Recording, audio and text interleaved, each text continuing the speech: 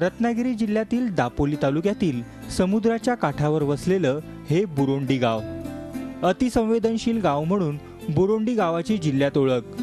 त्यामुळे पोलिसांचं या गावावर विशेष लक्ष होतं। छोट्या छोट्या गोष्टींवरून गावात हिंदू मुस्लिम समाजात तेढ निर्माण होत असे। मात्र आता याच गावानं सलोखा आणि एकतेचा नवा आदर्श घालून दिलाय। हे सारं शक्य झालंय ते 100 वर्षाच्या सलोखा करारामुळे।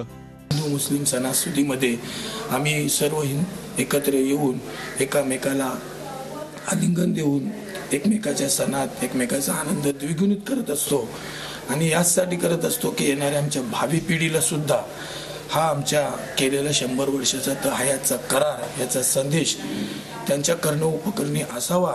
बुरोंडीतील हिंदू मुस्लिम बांधवांनी एकत्र येऊन एक समन्वय समिती स्थापन केली आहे। या समन्वय समितीत दोन्ही बाजूंचे मिळून 11 सदस्य आहेत। करारानंतर दोन्ही समाजाचे नागरिक एकमेकांच्या सण उत्सवात सहभागी होत आहेत। हिंदू आणि मुस्लिम यांच्यामध्ये राहतात ना, बाकी आपण सगळे भाईचारा आपल्यामध्ये चालतो आणि म्हणून मग लिखित काहीतरी करावं म्हणून आम्ही सामंजस्य करार केला। आणि या सामंजस्य करारामध्ये आमच्या मिरवणुका जाताना नमाजाची वेळ टाळून कशा पद्धतीनं जायचं त्याच्यात वाद होता कामा नये, किंवा आमचा गोविंदा असताना तिथे एक मानवंदना म्हणून फेरी मारली जाते, त्या ठिकाणी मुस्लिम बांधवांनी कुठेही हातापायी करू नये, अशा पद्धतीचा आमचा सामंजस्य करार आम्ही केला।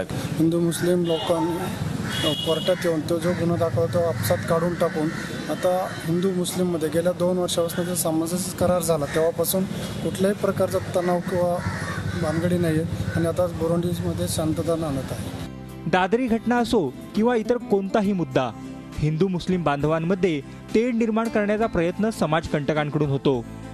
मात्र दोन्ही समाजांमधील तणावाचे प्रसंग टाळण्यासाठी बुरोंडी गावाने केलेला करार नक्कीच अनुकरणीय आहे।